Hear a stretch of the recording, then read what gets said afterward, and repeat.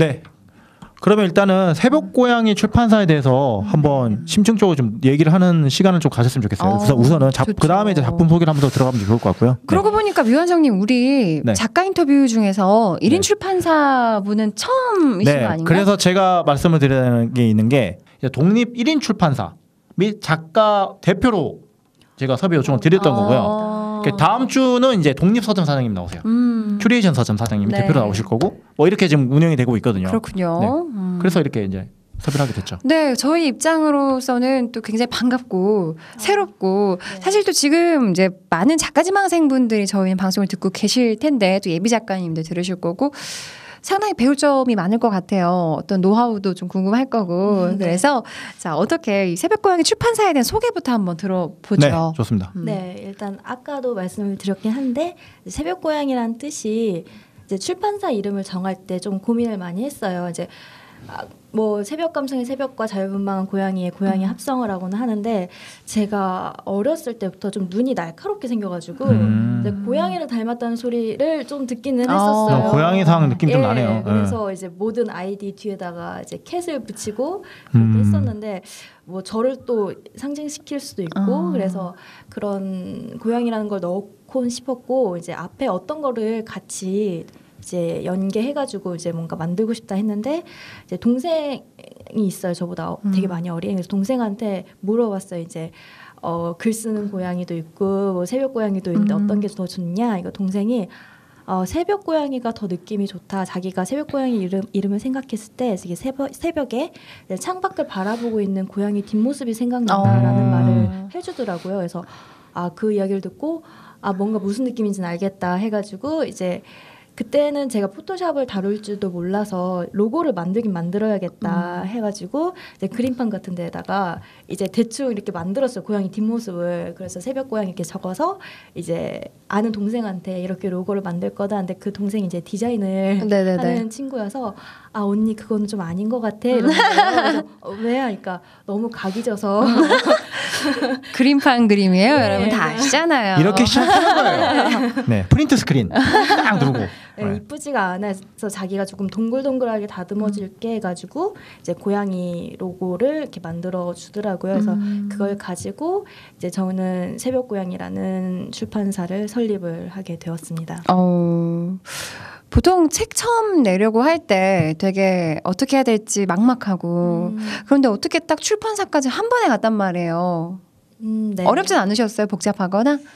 일단 제가 책을 내는 것부터 시작을 할 때 사실 아무것도 몰랐었어요. 그러니까 독립출판 서점에 가가지고 책을 읽는 걸 좋아했지 책을 어디서부터 시작을 해야 될지를 몰라서 일단 책은 만들긴 만들어야 되니까 그래서 무작정 인쇄소를 갔어요.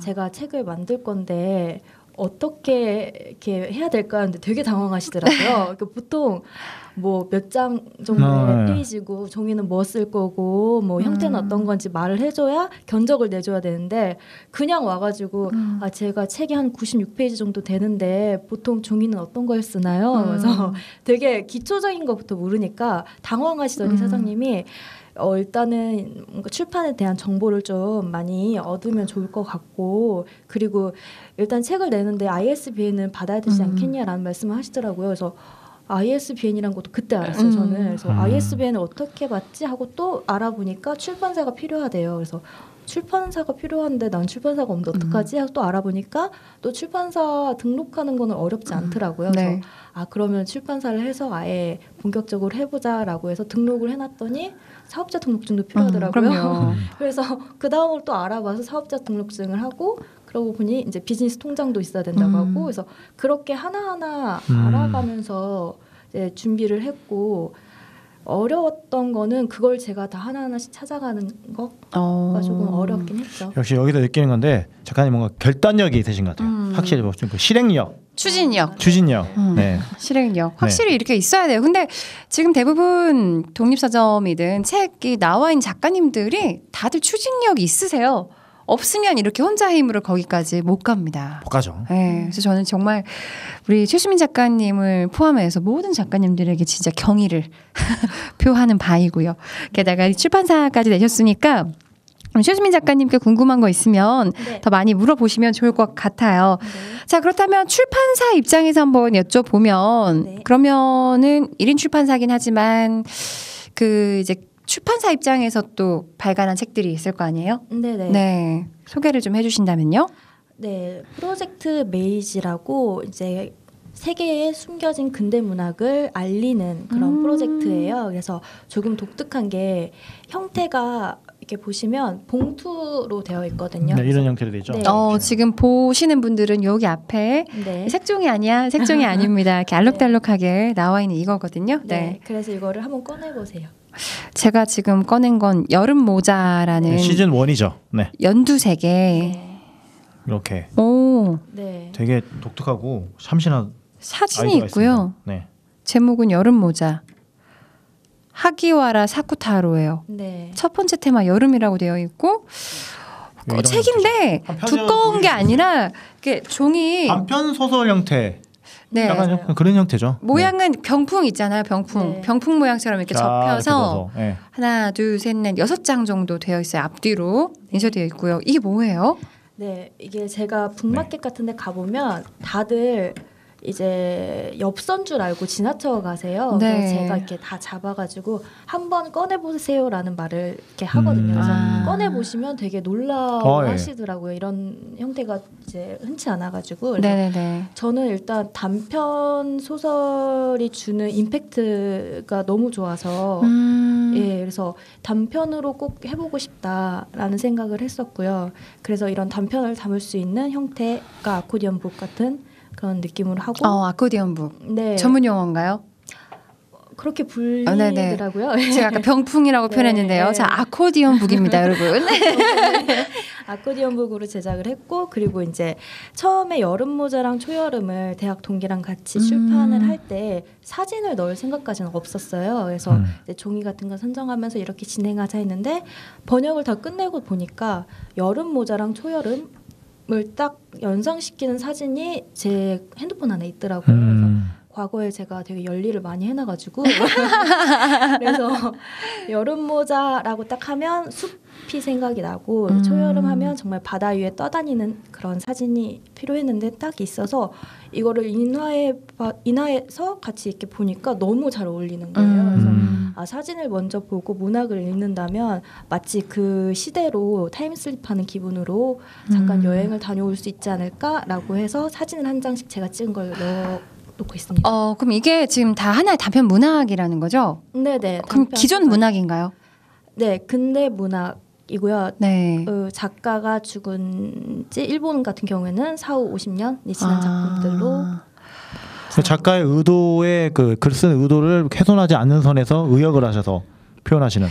그럼 지금 그런 메이지 프로젝트가 전부가 다 일본의 근대 문학. 일본의 것만은 아니에요. 프랑스 문학도 들어가 있고요. 네, 그렇게 들어가 있죠. 그럼 정확하게 메이지 프로젝트에 대한 설명을 한번 들어볼까요? 네, 일단은 전 세계에 숨겨진 근대 문학을 발굴해내는 그런 프로젝트고요. 그 시즌별로 진행을 하고 있어서 이제 시즌마다 이제 테마를 하나 정해요. 그러고 나서 2권씩 어울리는 작품을 선정을 해서 번역을 하는 작업을 하고 있고요. 번역을 할 때 그냥 단순히 번역만 하고 끝이 아니라 먼저 작가를 한번 조사를 하고요. 이제 읽고 나서의 그런 이제 주인공의 심리 같은 것들을 같이 이야기를 나누면서 이제 이랬을 것이다, 저랬을 것이다 하고 저희들끼리 해석을 하면서요. 네. 그리고 이 작가가 원했던 의도했던 바를 해치지 않는 정도에서 이제 저희들이 이렇게 번역을 하고 있습니다. 그렇군요. 그렇다면은 그 원작자가 다 있는 이제 소설이기 때문에 그렇죠. 그거에 대한 이제 저작권이랄지 어떻게 하셨어요? 네, 그래서 여기서 팁을 하나 드리자면 네. 출판하시는 분에게 아주 중요한 팁입니다. 예. 네. 제가 아까 말했던 4후 50년이라고 했잖아요. 네네네네. 그래서 일본 같은 경우에는 지금 아마 70년으로 바뀌었을 거예요. 그래서 4후 50년이 지나면 저작권이 소멸이 돼서 그래서 네, 그래서 어린 왕자 같은 그런 작품들도 지금 저작권이 없기 때문에 많은 출판사들이 이렇게 번역을 해서 출간을 하거든요. 그렇군요. 저 같은 경우는 좀 덧붙여서 시즌 2의 악의 성전을 되게 재밌게 봤어요. 악마의 성전. 오늘 좀 이상하네. 악마의 성전. 오늘 좀 이상하네요. 오늘. 일부러 이러는 것 같은데. 네, 이렇게 하면 언급을 하는 느낌이에요. 악마의 성전. 네. 그 히라바야시 하츠노스케. 네. 작가님께서 쓰셨던. 그래서 그 최순미 작가님께서 이걸 뭐 이렇게 글을 남겨놓으셨네요. 사진 안에다가 제가 본 게 있는데 네. 가장 선해야 할 곳에 악은 늘 선의 모습을 하고 숨어 있습니다. 당신은 구별할 수 있는 눈을 가졌습니까? 이렇게 써져 있더라고요. 네. 이 단편 소설 아까 펼쳐는 이거 하나예요. 진짜 반전의 반전이 2번 정도 꼬아놨어요. 내가 깜짝 놀랐어요. 이거 보고요. 영화를 한 편 보는 느낌이었어요. 그렇군요. 네. 되게 참신한 프로젝트라는 생각이 네네, 들면서 한편으로는 아까는 저작권에 대한 궁금증이 생겼었고 네. 두 번째는 사실 그렇다고 하면 굉장히 그 범위가 넓을 거 아니에요. 네. 선정하는 것도 굉장히 어려운 네, 일일 텐데 맞아요. 어떤 기준으로 어떻게 일단 테마를 먼저 잡아요. 그래서 테마를 잡고 그 키워드를 가지고 이제 제목만 봐서 이런 내용이겠다 싶어서 한번 읽어보고 그리고 이 작품 나한테 너무 좋다. 일단 제가 먼저 좋아야 되니까 그래서 이 작품 너무 좋다 하면 이제 그 작품을 첫 번째 문학으로 잡고요. 두 번째 문학은 이 작품과 그러면 같이 연계해서 해석할 수 있는 책이 있을까라고 해서 그 또 테마에 어울리는 작품을 선정하게 됩니다. 그렇군요. 지금 시즌 4까지 나왔고 다음 달 10월 달쯤에 이제 시즌 5가 나올 예정입니다. 네, 네. 10월 22일 정도 네. 이제 예상을 하고 있고요. 그 미국 문학의 이제 폭풍이라는 작품이랑 영국 문학의 앤의 침묵이라는 작품을 해서 이번 시즌은 테마가 관계예요. 그렇군요. 미국, 영국은 저작권이 몇 년이에요? 70년. 둘 다. 네. 그렇군요. 최소 70년 이전의 작품들을 그렇다면 지금 진짜 대단한 능력을 가지고 계신다라고 보입니다. 사실 또 문학하면 그런 문제가 많잖아요. 사실 번역의 문제가 가장 애매한 것 같아요. 그냥 단순히 우리가 뭐 칼럼 논문 그냥 팩트를 번역을 하는 거라면 문제가 없는데 나름의 이제 정말 내적인 심상이라든지 이미지가 다 있는 거라서 번역은 항상 거론이 되고 있잖아요. 근데 실제로 번역을 하실 때 어떠세요? 어려움이 되게 많은 게 일단 제가 번역한 작가들은 다 사후 세계에 계신 분들이라서 물어볼 수가 없잖아요. 네. 이때 왜 이렇게 넣었으면 왜 여기 목적어가 없는데 어떤 내용으로 연결하면 좋을지 이렇게 물을 수가 없어서 그래서 최대한 이제 해석을 하고 그리고 전체적인 스토리에서 이게 이해가 일단 돼야 되니까 그대로 직역해서는 이해가 안 되는 게 이제 근대 문학에는 좀 많거든요. 그래서 그런 것들을 다 해석을 해가지고 이제 전체적으로 했을 때 이제 새벽고양이에서는 되게 읽을 때 쉬어야 된다라는 생각이 있어요. 글을 딱 읽었는데 막 어려워가지고 막 헤매는 것보다 딱 읽기 쉬웠으면 좋겠다는 생각이 있기 때문에 이제 읽기 편하게 이제 번역을 하고 있습니다. 그렇군요. 위원장님은 다 보셨잖아요. 네. 그러면 악마의 성전. 헷갈렸어요. 왜냐면 악마의 성전이 악의 꽃이라는 이제 시즌 2가 있어가지고 약간 헷갈렸는데 악마의 성전이 제일 재밌었어요. 저는 개인적으로.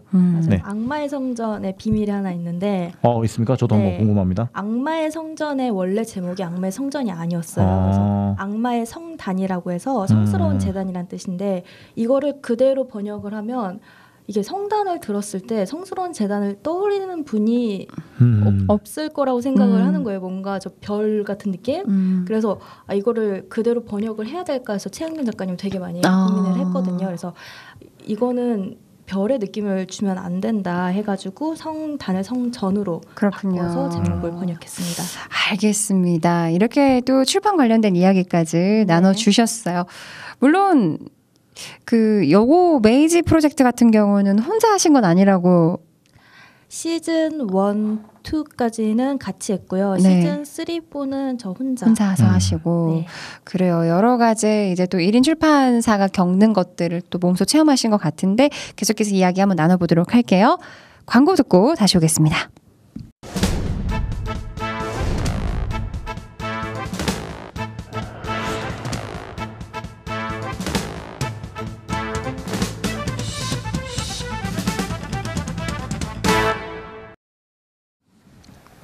조금은 이상한 이상향. 아일랜드의 그레이스톤이라는 작은 동네가 있습니다. 그곳에 7월이면 선선한 바람과 그리 덥지도 않은 적당한 햇살이 바다를 빛나게 하는 계절입니다. 하얀색 울타리로 둘러싸인 창과 마당이 큰 집에서 언제 다시 비가 내릴지는 모르지만 나는 방금 돌린 빨래를 널고 당신은 신문지에 쌓인 붉은 와인을 병째 마시며 요리를 합니다. 때때로 우리는 손을 꼭 잡고 해변을 흥얼거리며 걷습니다. 발가락 사이사이에 모래가 스며들게 걷다가 보면 해는 수평선 뒤로 몸을 감출 것이고 우리는 황금빛으로 변해가는 바다를 바라보며 당신의 붉은 입술에 나의 입술로 하루를 격려할 것입니다. 그곳에서만큼은 내가 몇 살인지, 내가 누구의 누구인지, 내가 철이 든 어른인지 아닌지 아무런 상관이 없습니다. 나는 나이고 오늘 주어진 하루를 당신과 행복하게 보냈음을 식어가는 모래 위에 적어두기만 하면 그걸로 족한 생입니다. 그것이 나에게 있어 얽매이지 않는 삶이라는 것입니다. 눈을 감으니 그곳에서 당신이 마시고 있는 와인의 향이 여기까지 퍼지는 듯합니다. 창문을 닫겠습니다. 아침은 오지 않아. 네, 우리 최수민 작가님의 작품 아침은 오지 않아. 이게 첫 번째 작품이라고 하셨죠? 두 번째죠. 두 번째. 네. 첫 번째 작품이 어른의 혼잣말. 네. 오늘 저희가 하나씩 이렇게 주고받네요. 예. 네. 어른의 혼잣말. 네. 그다음에 아침은 오지 않아. 그다음에 저는 보통 뭔가 기억할 때 초성으로 기억하는 편이거든요. 네. 둘 다 이응으로 시작하다가 이런 합리화 죄송하고요. 자, 두 번째 작품 아침은 오지 않아 중에서 들었습니다. 어떠세요? 그 QR 코드에 실린 음악과 들으면 이게 감정 이게 들어보시면 머릿속에 그려지잖아요. 뭔가를 연상하는 기법들이 좀 생각이 났어요. 그러니까 장면 하나하나를 그러니까 독배 형태로 하는데 이렇게 대화를 하는 것에서 뭔가를 상황을 설명을 해줘요. 그래서 그게 이제 머릿속에 그려지면서 음악과 함께 들으면 이제 이게 차분해지는 감정이 있죠. 그런 것들이 저는 좋았어요. 잠이 안 올 때 이게 들으면 그 음악과 함께 추천해주시는 음악과 함께 그 글을 읽는 것 자체가 되게 위안이 되더라고요. 이 부분이 좋았어요. 이거 직접 경험담이세요? 네, 어른의 혼잣말이랑 아침은 오지 않아는 제 경험담을 바탕으로 해서 쓰여진 글이고요. 어른의 혼잣말이 챕터 3 정도가 되는데 챕터 1이 짝사랑이고 챕터 2가 단사랑에서 너무 달아서 금방 끝나버린 사랑, 그 챕터 3가 독백이에요. 근데 챕터 1에서 제가 좋아했던 분이 제 뮤즈가 되었는데 네, 그 분이 아침은 오지 않아의 뮤즈로 이어지게 됩니다. 네. 누굴까? 뭐 모르죠. 네. 아무튼 네. 진짜 모처럼 제가 정말 좋아하는 스타일의 문체와 글이에요. 네. 그래서 직접 겪으신 거냐라고 네. 질문을 드렸는데 안드님 제가 지금 당신의 생각이 책이 됩니다. 지금 같이 진행을 하고 있잖아요. 네. 좋아하시는 좀 스타일을 저도 조금은 이제 파악이 되거든요. 네. 최수민 작가님 그리고 개인적으로 김주하 작가님 글도 좀 좋아하시잖아요. 헤어질 채비 쓰셨던 주하 작가님. 네. 성이 김 씨구나. 네. 필명을 주하라 썼기 네. 때문에 네. 주하 작가님. 그다음에 우리 그때 그 배우 조종아 씨. 네. 네. 비슷한 성향이 이런 좀 느낌이 좀 잔잔하게 흘러가는 글들을 좋아하시는 것 같아요. 뭔가 이 전체적인 이 두 권의 책을 보면 뭔가 감정적 폭발적인 뭔가를 막 표현하는 듯한 느낌은 아니에요. 근데 단어 하나하나가 갖는 것에 임팩트가 분명히 들어있는 게 있더라고요. 네, 되게 그런 좋았어요. 것도 있고 제가 좋아하는 것의 특징은 순간과 상황의 묘사가 정말 탁월한 글. 그렇죠. 이것도 좀 상황 묘사가 좀 크잖아요. 보면 네, 뭔가 그 그리는 상황을 느낌. 그러니까 뭐가 느껴지냐면 그 순간과 상황을 느끼는 거에 있어서 정말 깊게 느끼시는구나가 느껴져요. 그러니까 모든 작가님들이 이 모든 이 세포를 열고 느끼시겠지만 그 상황을 진짜 이런 감성으로 느끼고 계시구나. 그러니까 상황 묘사에서 부사로의 수식어 부사를 쓰는 게 아니라 그냥 간결하게 주어 동사 목적으로 이루어진 문장 안에 그게 표현되는 듯한 단어들을 선정하는 명사를 선정하는 것에 있어서 좀 깊이가 있다는 거죠. 이 작가님의 그러니까요. 작품들은요. 그게 저는 좀 많이 와닿았어요. 그래서 진짜 하얀색 울타리로 둘러싸인 창과 마당이 큰 집에서 비가 언제 내릴지 모르는데 나는 빨래를 널고 와인을 병째 마시면서 요리를 하고 있는 그 모습이 너무 눈앞에 그려지고 물론 와인을 병째 마셔서 내 스타일인 건 아닙니다, 여러분. 우리 워크샵 영상 네. 제가 제주 막걸리 병째 마시잖아요. 병째 마시잖아요. 근데 알코올 중독자인자라고 아니고요. 물론 그리고 이제 키스 씬이 나와서 제 스타일인 것도 아니고, 네. 너무 예쁘게 표현이 네. 됐어요. 이게 제가 일본에서 대학 다니다가 이제 3학년까지 마치고 저를 찾기 위해서 아일랜드로 어학연수를 간 적이 있어요. 근데 그때 주말마다 여행을 다녔는데 거기에 이제 그레이스톤이라는 작은 이제 해변이 있는 그런 동네가 있는데 혼자 돌아다니다가 집들이 너무 이쁘더라고요. 그래서 그걸 보면서 언젠간 나도 사랑하는 사람이라 이런 이쁜 집에서 정말 뭔가 얼매지 않은 그런 삶을 살아보고 싶다라는 생각을 갖고 있었는데 이제 글을 쓸 때 저는 이 뮤즈한테 이렇게 전해주고 싶잖아요. 네. 이제 그래서 내가 말하는 얼매지 않는 삶이라는 게 이런 삶이다라는 것을 말하고 싶어서 써서 이제 보이는 거죠. 네. 그게 제일 마음에 들었어요. 사실 뭐 술이나 뭐 입술을 맞추다 이런 표현이 아니라 그곳에서만큼은 내가 몇 살인지 누구의 누구인지 뭐 철이 든 건지 아닌지 아무런 상관이 없다. 이런 거. 저는 맨 마지막 와인의 향이 여기까지 퍼진 듯합니다. 그다음에 창문을 닫겠습니다.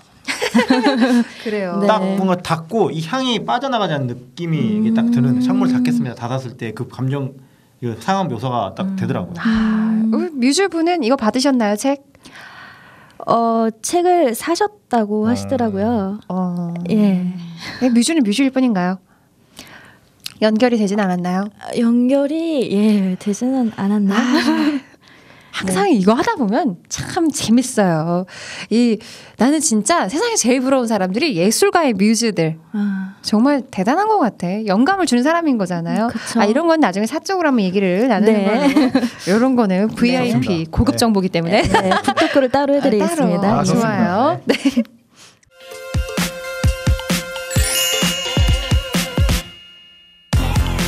주한 영상 미디어 센터는 마을 방송을 위한 공간입니다. 누구나 미디어를 제작할 수 있도록 교육 프로그램을 운영하고 있으며 여러분이 직접 방송에 참여할 수 있도록 도와드립니다.